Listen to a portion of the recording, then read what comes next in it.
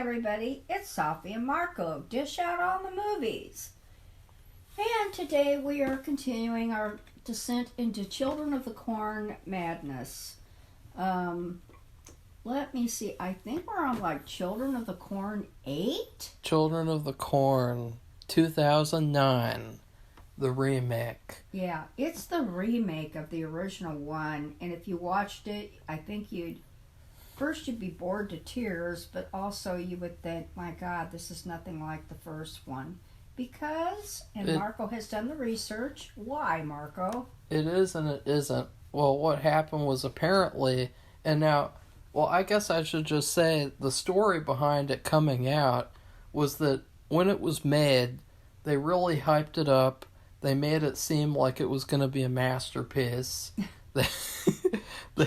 They said it's going to be really good because it's sticking true to the short story.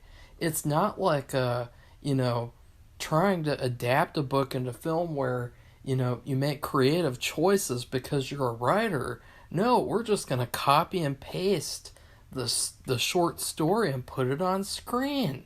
And that's going to make it really good. And so that was the idea, was that one of the producers of the original movie, he thought, he thought the original movie, it's too good. It's too Hollywoodized, which means it has quality to it. And, just think about all the other sequels. Like, think about how Hollywoodized Part 7 is. Yeah. Like, if anything, he should have remade, like, Part 6, Isaac's Return. But no, he's like, let's remake the original, but make it stay true to Stephen King's terrible writing. And so he even asked Stephen King for his approval. He wouldn't give it to him. And then he sent him a DVD copy, and he said, oh, whatever, that's fine, I guess. But there was this weird thing where they said that like Stephen King didn't want anything to do with the production of the film, but then he was okay with them using his name for the credits. And I thought, you'd have to use his name for the credits because it's based on his story. So like why wouldn't his name be in the credits? Like, if it wasn't in the credits, then it would be like saying that they came up with the story. And that's not right. Like, even if they left out the story by blank, which usually original movies will have story by blank. Right. Even if they left that out, it still would be like, oh, so they came up with this themselves, I guess? So this movie, it came out, and I watched it when it first came out on surfthechannel.com. Because, I don't even think that it went to theaters, or I can't remember. Like, there was no way. I don't remember it at all. I don't remember any remake coming out. There's no way to watch it without going on to Surf the Channel. And so I went on there and I watched it, and I thought, this is one of the top 10 worst movies ever made. And it was so bad that I said, I'm never watching this again. And I said, like, even though I watched it for free, I want my money back. How about your time? Well, it is really bad. And I passed out twice, which means I fell asleep twice. And I thought that at least 50% of it, and into the next half of it, was so disheartening and negative and unpleasant. The whole movie was dispiriting. The whole movie. If you any kind of negative word that you could do would be, if you're trying to be adult and be descriptive and and not just say stupid, silly words, but just really, because it's just so bad. And I'm like, God, I've got to watch. I'm gonna have to watch a bunch of Monk tonight later on. It's been kind of a bad day anyway, but I'm just to get it out of my head because it was just awful. You know, the first one, he had Linda Hamilton. I can't think of the guy, but he was on.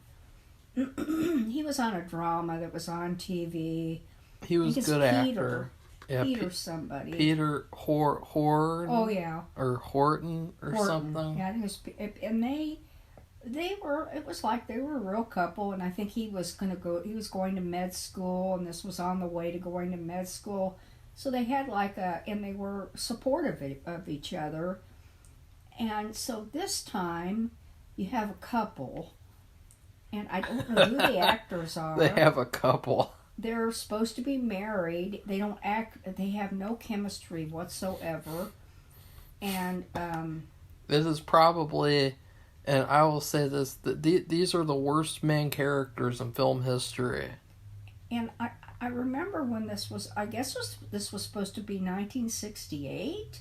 I don't know, but you explained to me because the movie didn't come out until it was like the 70s. No, the original, it was the right? 80s. Oh, the 80s? But they had it take place in the 50s or 60s because Well, 68. Stephen they had King, it on that book. Stephen King, he has 50s nostalgia, and so a lot most of his stories, they have a 1950s aesthetic, like. Well, like that Christine. That would be something. That's a prime example. But if you think about it, the original it wasn't like these creatures from the remake where they're just like random creations. Like in the original book, apparently, it was like the Wolfman, Dracula, Frankenstein coming out of the screen.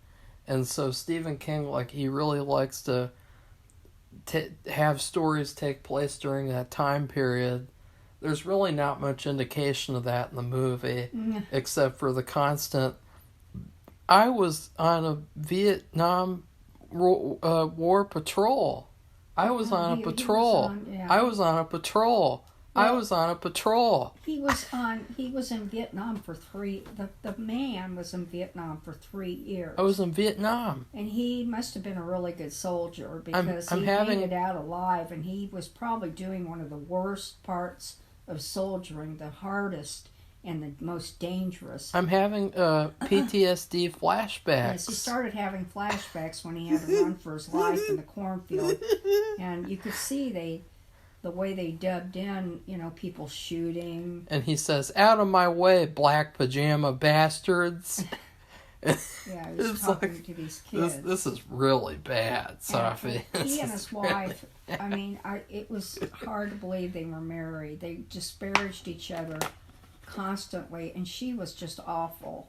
She disparaged being with him, and I don't even know what they were doing. It sounded like they were, I don't know, they were on a vacation together. I don't know what they were doing. They're doing something. It sounded like a honeymoon or something, but they were. Who knows? They were so far from being on a honeymoon, and it was just so unpleasant. It was horrible, but it was horrible the first time. But since this is the second time I've seen it, it was really funny because it was just so bad, and it was like, this is the dialogue. I hate you. I hate you. I hate you. I hate you. And that's the whole time. And it's like, what were they thinking with this couple? Like, you'd think, is this going to be some Home Alone situation where they grow to like each other by the end of the movie or something? That's what I was wondering too. No, not doing that. Not at all. Because we got to stay true to Stephen King's bad writing. Well, what? I wouldn't call him. I guess you're talking about. Safi. I have not read the story. His writing is trash when it comes to adapting them into films. Oh, okay. Because when you adapt a Stephen King story, you have to take creative liberties to make a good movie, because his writing is just not. It's not movie writing. It's not film. It's not meant for film. Like, his writing is entertaining when it's on paper in a book or when you're listening to it as an audiobook.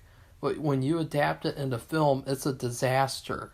Yeah. And that's why there's constantly remakes and remakes of the same old stories that he's written, because they just can't get it right. No, they did not get it right with this movie. Well, they didn't want to. They just wanted to make it be a copy and paste of a shitty story. And to be honest, I'd never want to read that story. Like, if I had watched this and then decided, oh, do I want to read that story? No. Well, I would like to read it because I'd like to see what it really is about. Yeah, like, Safi, this couple... This wasn't, I don't know what they were. They were not a couple. They had no chemistry whatsoever. They hated each other. Yeah. And she was actually so disparaging his duty in Vietnam. Now, I know She's I like, was against all that, but still, She- he had just been back. He was there for 3 years. He was right in the middle of all that. And he had to fear for his life and the lives of others It was very every woke. single day. It was very woke, Well, agenda type stuff. Well, it couldn't be this when- is where it comes. When did it come out? 2009. And now this is when they started, because this was the Sci-Fi Channel. The Sci-Fi Channel made this movie. Really? Now, the first thing that happened That's too bad. was that they race swapped the main love interest. And I thought she was fine, like, in terms of, she seemed like she could be a pretty good love interest character, but she was terrible They at made her- acting. Yeah, and they it's- made her say terrible things to him, and And it seemed like she was just there so that she could do the typical, like, smart alecky girl character in these woke movies and shows where she tells the white guy that he's bad, he's evil. she did. he She said did- that to him. Do you want to go to the Children of the Corn and rape some old women like you did in Vietnam, and like you killed all these innocent people in Vietnam? Yeah, and that was and just, she's I couldn't just like, believe it. it's like, God, what a bitch. I mean, Like, why would she do that? And that's what I mean.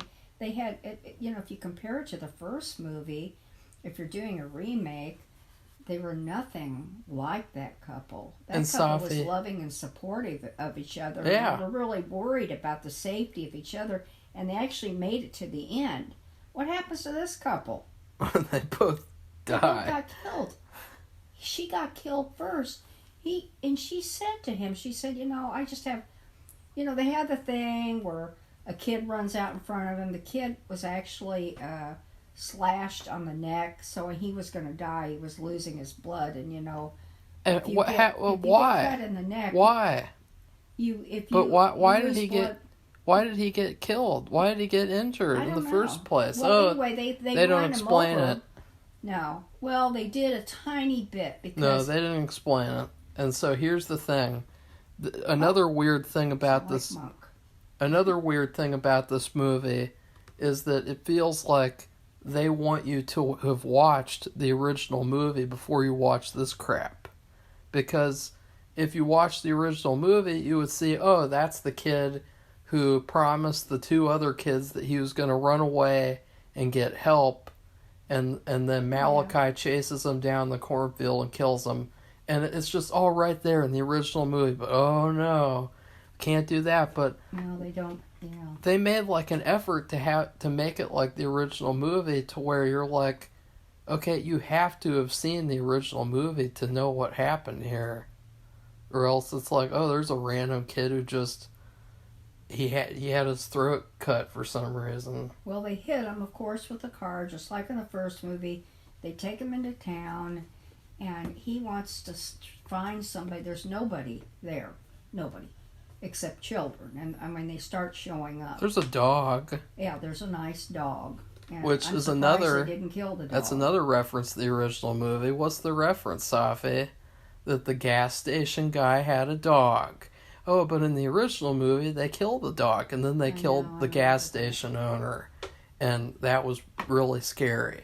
Oh, we can't do that because we have to stay true to the source material. So anyway, the guy thinks, well, he's got to find out what's going on. So he goes in the church. Well, anyway, she's out there all by herself, before he went in there, she said, "Please don't go in there. Let's just go." She goes, "I have a terrible feeling," and he just ignores her and says, "I don't want any more playing," or something. He says, bullshit. "I'm tired of the games." I'm tired of the games. And then he does this thing where, no, she does this thing that I'm telling you, it's like a back and forth the whole time with them. So negative. Where it's like, I don't understand what's going on here with this couple. But she says, "If you're not back in 10 minutes, I'm going to drive off." And then he says, "Give me the keys." And she's like, "No, I'm not going to do that because I know a shitty white guy like you who was in Vietnam raping and killing babies. I know that you will steal the keys from me like a thug, and then you're going to run off without me because you can be like F you."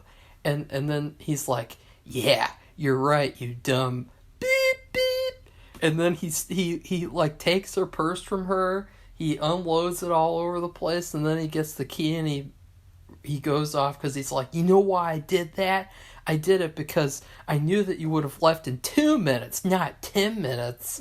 And I knew you were just going to drive off and be like, ha ha ha, that guy deserved it because he's a bad guy from Vietnam." And it's like, that was the worst. Yeah, terrible. It was so bad. She was right about her feeling.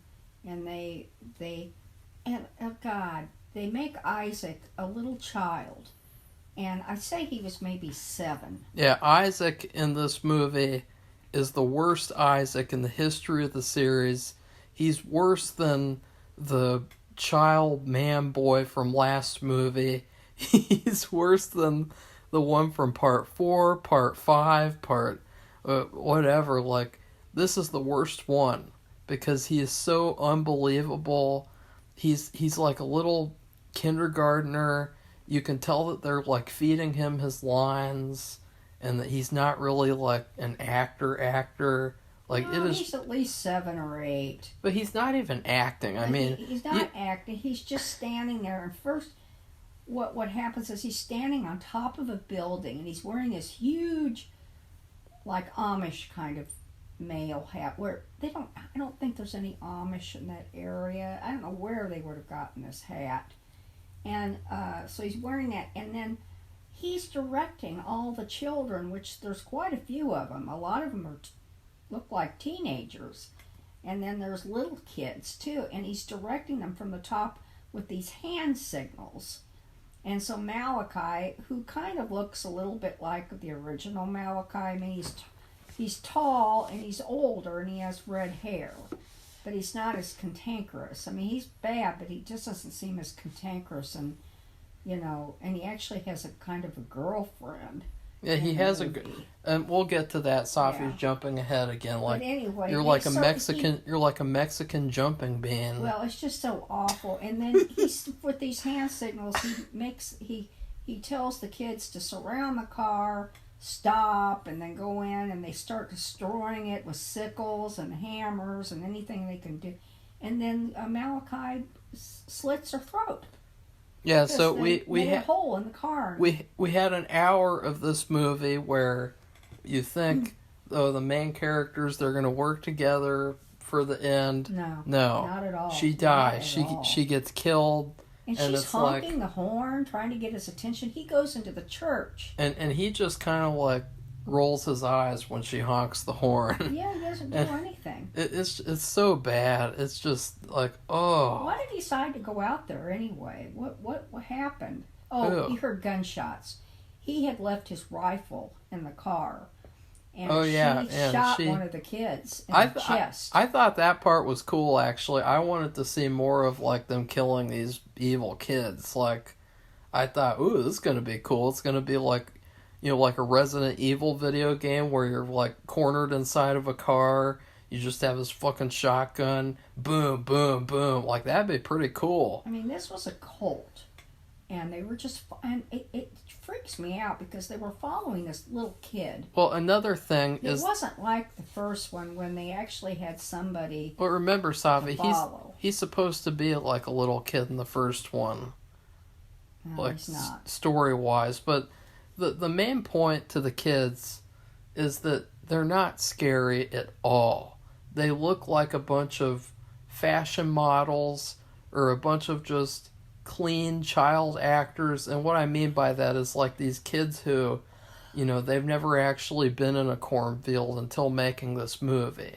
Like, the reason why the children of the corn in the original movie were scary was not because they were actually adults, but it was because they looked creepy and dirty and gross. And like you remember, Safi, like they had these raggedy clothes on. They looked like ugh, like these are some creepy kids. And in this movie, it's like they just look like they're a bunch of Amish kids who are, and like even if you think about the sequels, part 2, they had good Children of the Corn. Part 3, you had Eli, who is the greatest Children of the Corn in history. And even part 4, those kids looked like Children of the Corn. Part 5, part 6, well actually part 6 they were adults. And then part 7, they looked kind of like Children of the Corn. These kids, they don't look like Children of the Corn. They look like suburban kids. They look like Sweet Life of Zack and Cody.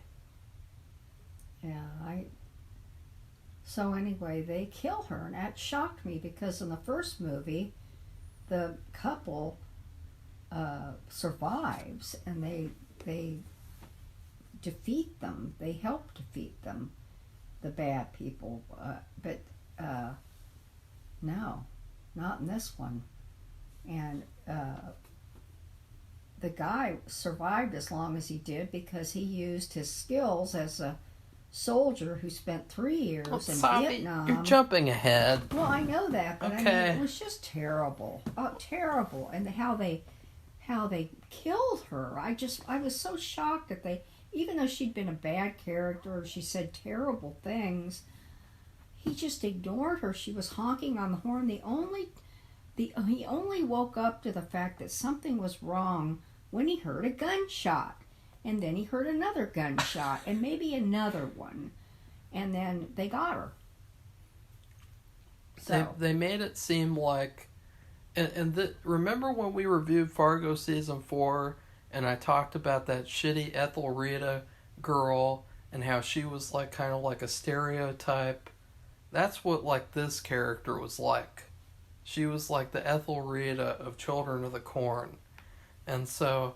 I was kind of glad when she got killed, but kind of like, okay, what are they going to do now? Yeah. And it's like, oh, he's going to fail and die because he's I didn't think he would fail. I thought somebody would survive. He's a stupid man, and he's ignorant, and, he doesn't work with his evil wife who hates him and thinks he's a rapist murderer.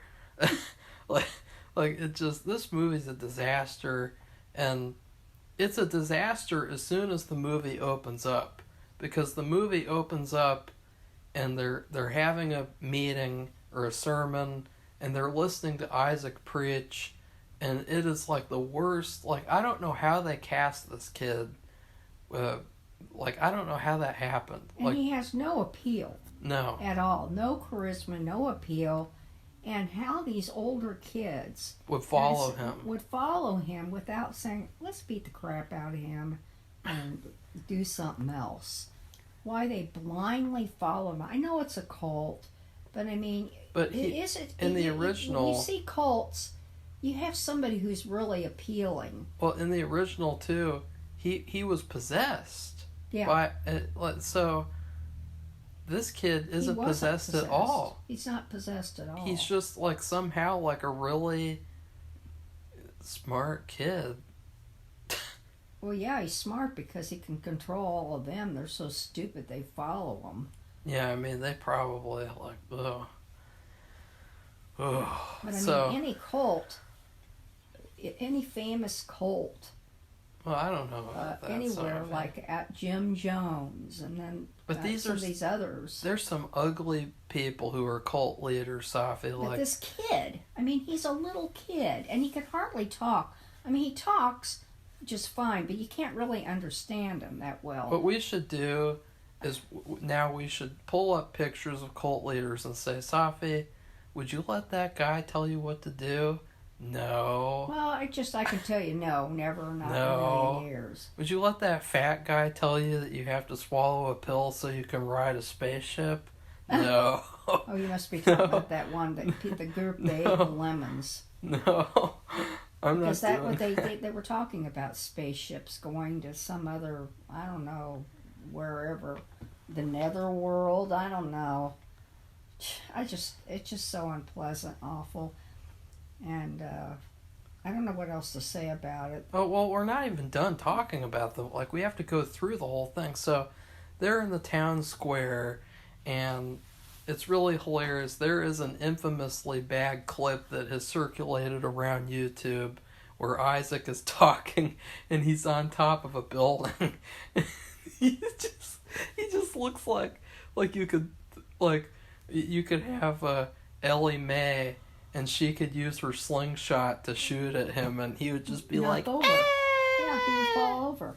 And he just like, and he has that big hat on too. He's got that hat. It's not a little one. This is like an extra big. It's almost like a cowboy hat, as big as a cowboy hat, but it's not. It doesn't look like. It looks like an Amish hat. It's like a cowboy hat meant for like an extra large cowboy hat, and he's wearing it. And there's this one point where he throws a knife at the main character, and it goes inside of him, and he's like, "That's not gonna get me." And he takes it out and breaks it in half, and it is the queerest thing, because they start playing this like music that's like I don't know how to describe it, like militaristic music, like he's doing something righteous or heroic or something, and he's like, "See, I can't be hurt by a little Isaac knife." And then he runs off, and he takes out a couple of children of the corn. And that was, to me, that was the best 5 or 10 minutes of the movie. And then the rest of the movie was crap. Well, I would have loved to have just seen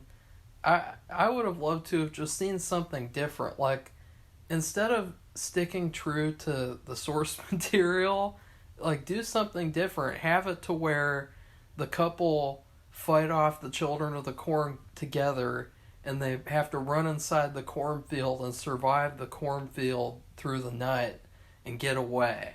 And maybe they don't even defeat the bad guys, but they get away at the end of the movie or something. Do something different, because with this movie, they purposefully just did the short story and then added these crappy new little ideas here and there. Like, there's this one thing where the guy's running in the corn, and he starts having Vietnam flashbacks, and it just got so cartoonish. It was like a Simpsons skit, or it was like a American Dad skit. Like, wasn't there that one American Dad episode with the paintball and the Vietnam flashbacks? It was like that, and it was just so bad. And it's like, what is going on here? He's calling the children of the corn the black pajama bastards, and well, they were trying to kill him, so I mean, he had a right to be angry and running. But he thinks that they're Viet Cong, and he's calling them black pajama bastards. Well, you see, they input this footage, or made up footage of North Vietnamese soldiers running in, because it's like, if you're having PTSD, it's kind of like you're in a rainforest. It would be they're in a jungle. Well, it would be really hilarious. What if you went to Vietnam to film Children of the Corn? That'd be pretty bad. Well, I don't remember it being. In the first one, I don't remember it being that old that he would. The original guy, husband, wasn't in I don't believe he was in Vietnam. No way. And so when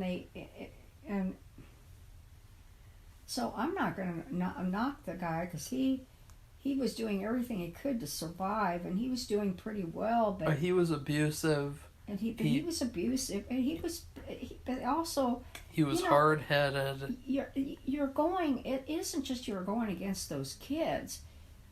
You have to remember that there's something supernatural out in the cornfield. Well, he doesn't know that. He doesn't know that. He doesn't know that, and that could have been something cool too.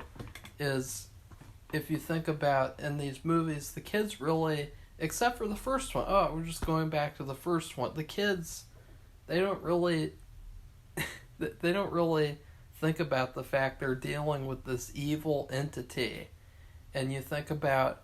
They could have had something interesting too, where the kids turned against the Isaac or whatever because they realized that like this is real and that they're dealing with something that's demonic and it's like some crazy monster thing. But they did that in the original movie. That's what happened at the end of the original movie. They turned against the corn monster and they killed it. Yeah. And in this movie, it's just. What happens in the second half of the movie? He runs in the corn. He gets killed by the corn, by the supernatural corn monster who is never seen in the movie. No, and he's not. And in this movie, he is not possessing the kid. The kid's just a brat. Yeah, the kid is just a kid who That's why it just freaks me out. They're following him because I'm like these. You had these kids and. It kind of reminded me of the kids that Marco, when he would make it to these tournaments. Bowling when he was tournaments. Older, bowling tournaments. It reminded me of those kids. And those kids beat the living shit out of you. If you. What do you mean? Well, that little kid was just such a shrimp. I never got beaten up at a bowling tournament. No, I'm talking about this kid. He was such a shrimpy little creep. And he didn't have any power. He didn't have any. He was not possessed, so he was just human. And they're following him. Why? And And keep in mind, he's teaching them how to have sex. He's telling them what to do. And let's get to what is, in my opinion, the worst sex scene in film history. This was so bad. When I saw this movie. When it came out, I was floored. I was like, what is going on in this movie? Well, they have this thing where they don't really specify what age the kids are who are having sex with each other because they probably had they were definitely 18-year-old or above actors. Right. But in terms of the movie, you'd think how many years did they get as parents or whatever? Because at 18, 9 months. They're supposed to kill themselves. Yeah, at 18 they have to go sacrifice themselves. So they only have like a limited time with the children that they have, and remember it takes 9 months to have a child, and it takes more than just one time to make a baby, most likely. So. But they just had to have this like awful sex scene in front of the whole. It probably wasn't in front of all the children. It look like in front of all the children. No, I think that they were there, Safi. It was like it was like a ritual or something. It was so and awful. All of them had to be there. It was the absolute worst thing I've ever seen, and that's saying something. And this guy comes out, this girl comes out, and she lies on top of a table, and he has sex with her. It's just like it's the worst thing I've ever seen. It's just so bad. It's infuriating, and it's like, and you know what the point is that Isaac is teaching these kids how to have sex when they grow up a little bit, and so. The kids are watching and they're learning, and and it's like this is just terrible. Like, who came up with this crap? Oh yeah, Stephen King. I guess. I mean, I don't know if that's in the short story. I was going to try to listen to the short story, but you can't. You have to read it. I can't sit there. I know in the original flip pages. In the original the girl gets gangbanged in the book. but I don't know if like there's a weird awful sex scene in the Children of the Corn short story. Like, I know that we complained about sex scenes in Children of the Corn 2, but this is just so much worse. Or Children of the Corn 6 as well. It's so inappropriate, disgusting. I just don't. Ugh. And unnecessary. But you just think about, just like Marco said, the logic. That you have so many people, married couples, and they try for many times to have a baby, and so these are kids. They do this, and then they think they're going to get pregnant right off the bat. That just isn't reality, and they're not. Nobody can it can't happen because they make it so. It happens because it's going to happen. And they're just doing it like medieval style. Like, okay, we don't need to talk about that. I mean in terms of like they can't even monitor the baby. They can't even they don't know how to use any medical equipment to check if it's healthy or not. Right, and they can't give her any vitamins. She can't or anything. Plus the fact it just isn't. It isn't going to work in the long run because there's no new people coming in there. All right, it's all the same people. So what's going to happen? Incest, and also you're having children raising children because at 18 they're supposed to sacrifice themselves. So the parents are gone, and so they're going to be raised by children. So it's children raising children. It's really dumb. It's the stupidest thing, and like the medical part, they will have no medical. And what if she had a breech birth or something else? I mean, they don't know what they're doing. Right, like how do they explain? These are children. How do they explain he who walks behind the rose and like his involvement with that? Like, that woman had a miscarriage because he who walks behind the rose said that she had to. Like, is that what they say? Or I don't know. I don't know about that part. Are there miscarriages or what? They are destined to doom themselves in terms of lasting population, because I think they just end up just because of incest, etc. They're just going to they're going to doom themselves. They're all going to die off, and also the fact is, so what happens too? They don't cover this. I mean, these are details of somebody writing a regular book, not whatever it is, a short story. What if they do this one act in front of everybody and they don't get pregnant? So do they cast her off and sacrifice her now and blame it on her, of course, because it could be him, but they'll blame it on the woman. And no matter what, then so what? He gets another girl, maybe they have to do it again. And they do it once again. I don't know. And it's just you're only allowed to do it once, and it has to be in front of everybody. I mean, it's just you can just come up with 1,000 questions. Another thing is that these are kids too, and you just think about how awkward that would be, if, like sitting around at the cafeteria together, and they're looking over at that one guy, and they're like, "Ooh, girl, that's the guy who had sex with the woman in front of everyone." Yeah, like, it's just ridiculous. Do you know what tonight is? It's the sex ritual. Yeah, because they all have to go. It's like almost in a church. I don't know where it was, and it was a ritual. So they all had to be there. That was the worst thing. And so anyway, I think we're covered enough. It was so bad. It was so bad, Safi. Yeah, okay, well, we don't need to cover it anymore. I don't want to cover it anymore. I just think they're dooming themselves. I'm not a scientist, but you can think about reality. I'm somewhat of a scientist myself, and I'd like to talk. I mean, he who walks behind the rose doesn't have any input in it. In other words, he can't make them get pregnant. He can't make them have a baby. It's going to happen if it happens. Another thing that I think is really, really not thought about is the fact that what is this religion? Like, he who walks behind the rose, what is he and what is this religion?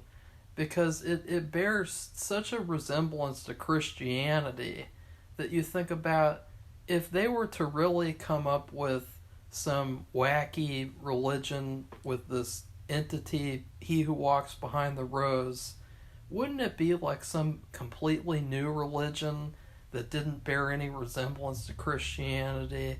Like, why is it that, like, it's like, oh, they're just like a bunch of overly Christian kids?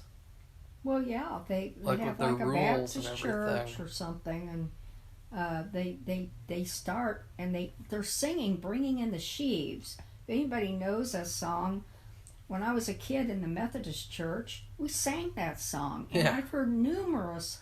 Everybody draws on that in that song too. And you know, Hindu people, they don't sing "Bringing in the Sheaves." No, and neither And do Muslims either. That would this is like the same type of thing though, where it's like, oh, what's this Children of the Corn kid singing this Christian song for?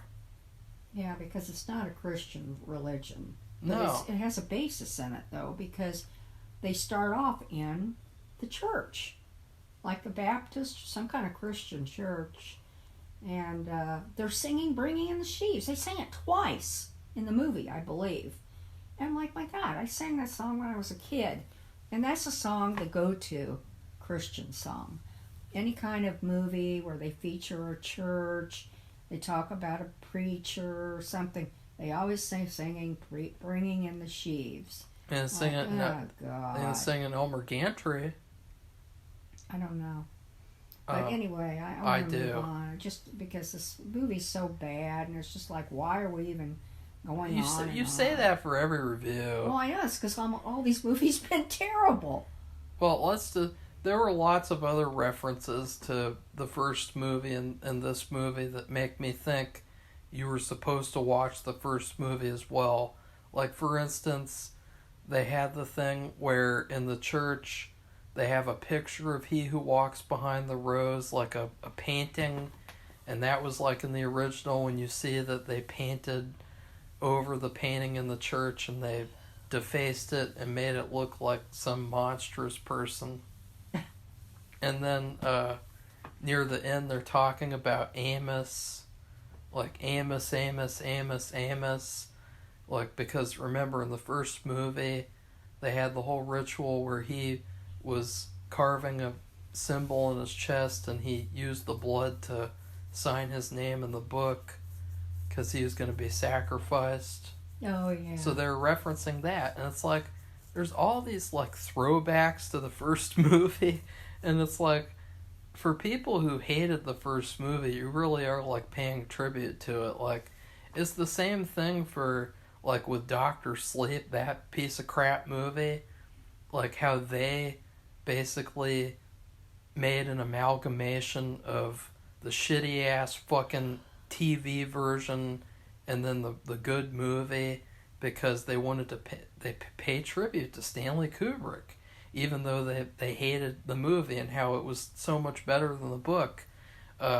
It's like the same type of thing here where they can't decide like what the identity is going to be. Like, either do your own thing or just make a sequel of the original or something. Like, this was just like a huge waste of time of a movie. Like, there's no point to making this movie. Yeah, and plus the fact there's nothing good to come out of it. Oh, they had a plan though, you can tell. What do you mean they had a plan? Well, Safi, since you're already at that point, Mexican jumping being... Well, nothing good came out of it.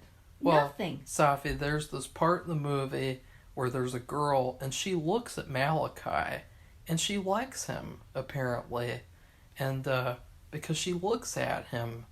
And so what's really weird about this movie is that it just ends. Like, there's no actual ending to the movie or anything. It just ends. And so then you have the credits. And see, I never knew that the movie had a post-credit scene until I just watched it. And what do you know? They start off again, And it's like the movie never stopped, and it's like they're just continuing the movie on, and there's no end. And so the kids won. All the villains are still alive, except for a couple of spoiled brats that got what they deserved by the shitty soldier guy. Well, they have this post-credit scene where Malachi's next to that girl who looked at him, and they kiss, and it's like, oh, I thought this was bad. I thought that's like fornicating or whatever, and that they can't do this like sexual stuff unless it's to make a baby. And so, like, apparently they're in a relationship. She doesn't want him to sacrifice himself. And he says, no, I have to do it. And so you make sure to raise the baby to hate the world. I couldn't believe that. But to love he who walks behind the rose. That's ridiculous. And it's like, yeah, just F off. And so he walks into the corn and dies. But the hilarious part is that this love interest of Malachi, you could tell that there's something different about her. She's got a final girl quality. She's definitely like an SJW Sci-Fi Channel caricature. And she has this hallucination where she sees the future. And she is the psychic girl from the original, like in terms of she is the substitute.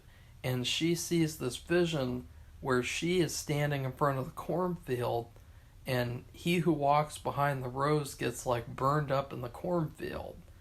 So they were probably planning on making a sequel where she would work with another set of adults to take down the corn people and then burn it all down at the end. What do you think of that, Safi? Well, that sounds interesting. That sounds fucking retarded. But it's stretching it a bit. But well, you don't think that's what they meant to do? I don't know what they meant to do. Why did they show that movie. then? It was like a trailer. Oh, I know. It was like, it was like a trailer, wasn't it? This is going to be the next movie. It's like, yeah, you're not getting your next movie, you fucking, ugh. It's like, make a good movie. Like, make something different. There could have been so many things you could have done, and you just did this instead. And just the fact that there was nothing good in it. Nothing. Nothing positive, nothing good. It is pretty funny in a good, bad way, though. Like, Safi laughed quite a few times watching the movie. No, I didn't. Well, yeah, I did laugh. Because I thought it was so asinine. You laughed at Isaac. I laughed at this little kid because I couldn't, for one thing, I couldn't understand him, and the fact that he was controlling all these older kids, boys, who would smack the shit out of him. And why would they be following him? What are they getting out of it? He has no charisma. And that's the thing with these cult leaders. They're usually older, and they have some kind of charismatic quality about them. Where, in some way. Yeah, I mean, for instance, there was this Monk episode recently. It's on this season. I'll be talking when I review the season. But Howie Mandel, or maybe it was last season. That was season 6. Okay, well, Howie Mandel plays a cult leader, and he actually, he could be a cult leader. He was very calming, and he pretended it wasn't true, that he was perfectly fine. He never needed to go to the doctor, which he had a bad back, but that didn't come out until the end, and Monk knew it.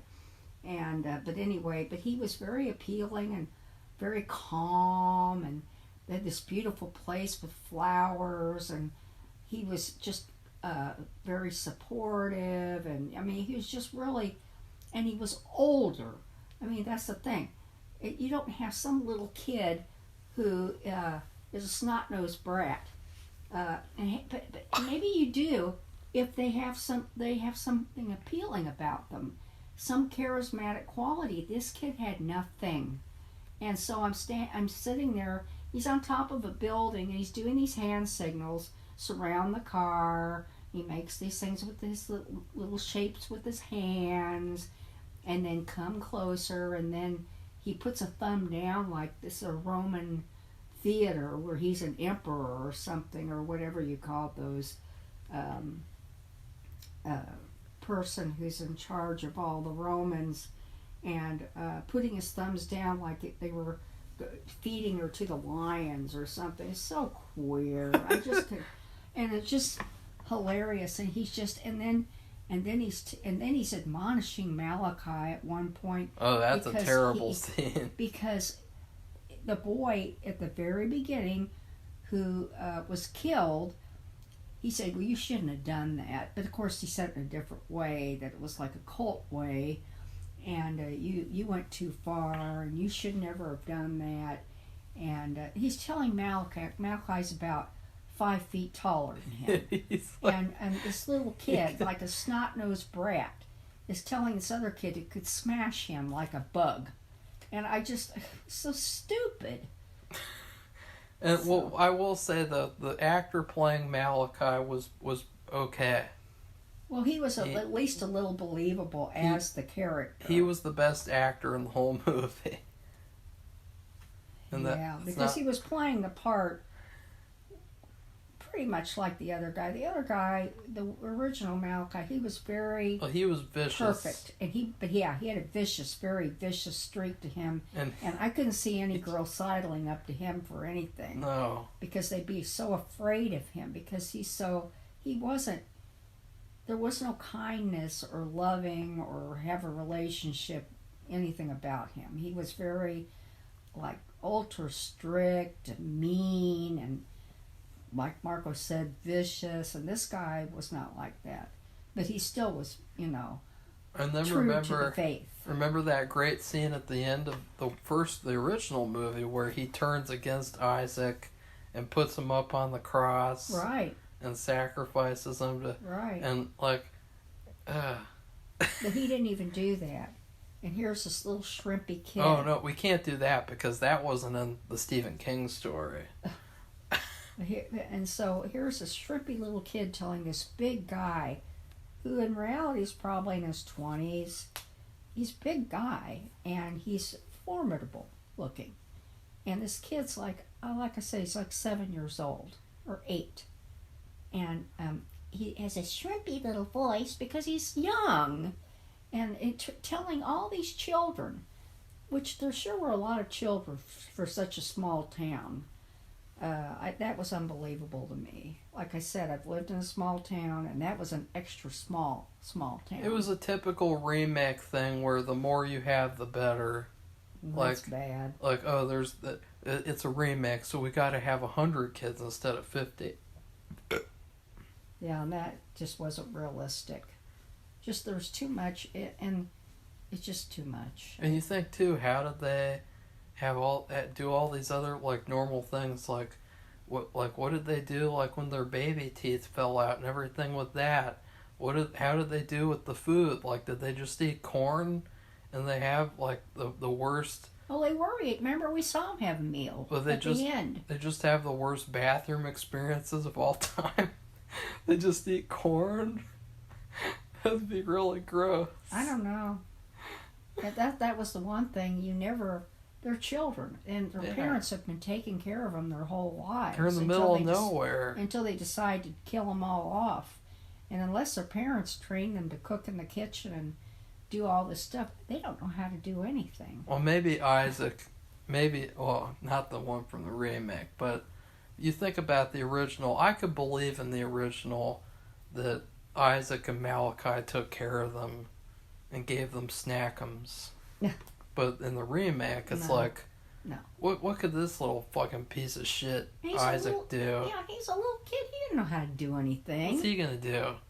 It's like, I could probably, you could just pinch him and he'll fall over. You could just flick him with a finger and he'll fall over. And these kids are like, ooh, everything he says is like just, terrible villains. Okay. Definitely the worst villain in film history. Okay. Isaac from Children of the Corn, 2009. So are we ready to give it a rating now? Yeah, I've been ready. Okay, great. You went on a tangent. Well, my rating is, at first I thought sometimes when you have milk and when it spoils you and you don't know it and you don't find out until, let's say you have a cup of coffee or a cup of tea and you put milk in it and you can see all the little pieces, so you know it's rotten without taking a drink. But then, to me, the way the couple was for like the whole first half of the movie, it was like having a warhead. And I don't know if you remember what warheads are. I don't know if they still have warheads. Yes, Safi, they have warheads. Oh, okay, well, you would suck on it for 2 seconds, and then all of a sudden it was so sour that your mouth would probably be twisted up into a little pretzel. And that's the way the whole first half was, and then it wasn't any. And then the second half would be, sucking on this very sour warhead. But the initial sourness, when it's just like your mouth puckers up completely, that's like the first half where the couple just, they don't get along, they have no chemistry, there's no happiness there. It's like, how are they even together? And because they just don't go together at all. It's just awful. It's the worst couple in film history. And the thing is, in the first one, they were working for a common goal, and they worked together to help each other. They wouldn't do that in this movie. And there was nothing like that, and there was no support for either her for him or him for her. There was just like, she was scared, and so she didn't want him to leave, so she was scared. But it's not like, and she would just say the worst things you could say. I mean, he just got back from Vietnam. He was a soldier in the field, working, I mean, he was surviving. He was like, I was on patrol. That's what it was like. I was on in the patrol jungle with fearing for and keeping himself and others safe. I always came back from patrol. And she was like downplaying, and it's just, I mean, and then the way he was to her. Yeah, he's like, you think you're like some special prom queen? You think you're the prom queen? I mean, just such an awful thing. Like, and it wasn't like that in the first movie at all. They had a really good relationship. Safi, could this woman have been a prom queen? I don't know. I mean, you're talking about what year was that supposed to be? I don't know. And I don't know. She just didn't give off like prom queen vibes at all. Like, just even in terms of like acting, like her whole personality was pretty like neutral. Like, she's just like a normal girl. Like, there's nothing like prom queeny about her. Like, she wasn't like a ditzy like Cordelia from Buffy or anything like that. No, I don't know, but it just didn't work. And that whole first, I mean, it was the whole first half. It went on, and it was actually miserable and grating to watch it. And so that's why I say it's like having a warhead, and then the sourness just goes on and on and on and on, and that's what this movie is. So how about you, Marco? Well, I thought about Boy Scout camp because Boy Scout camp, let's just talk. It was terrible for many reasons. It was terrible, terrible, terrible camp, and it was so bad that I wanted to go home just to play the Ghostbusters video game, and so I made up this excuse and said, well, I feel homesick, and in reality, I just wanted to get the hell out of this crappy camp and go home and play Ghostbusters and the video game, which was a much better experience than going to the camp. And one of the worst things about it was how all the kids there, they were fixating over this sour spray.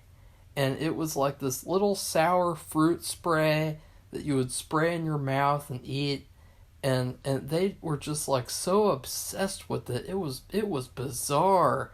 They were like a cult, like just centered around copying each other, tasting these, like copying and like trying to be cool. and so they're all like spraying it in each other's mouths, and just, we were sitting there watching like a skit, and they're sitting there like, because they're just like, ooh, you just sprayed, I have to spray now too. And they're all spraying sour fruit candy syrup in each other's mouths. Like, ugh. And I remembered that there was this one time that we went to this like convenience store, and I was given some money to get something, and it was all out. Like, all the fruit spray was out. So I can't remember how I eventually tried this fruit spray.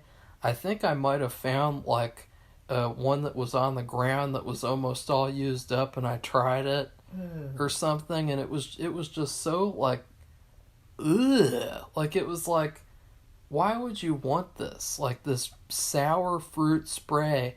You could have Airheads, you could have a Tootsie Pop, you could have any like number of sour fruit candies, but just all these kids were like fixated, copying, and just all like having this gross fruit spray, and there was just no appeal to it at all. It was like you're spraying liquid stomach acid in your mouth, because whenever I would have something like that, I would get bad stomach acid, especially you don't have any water to wash it down.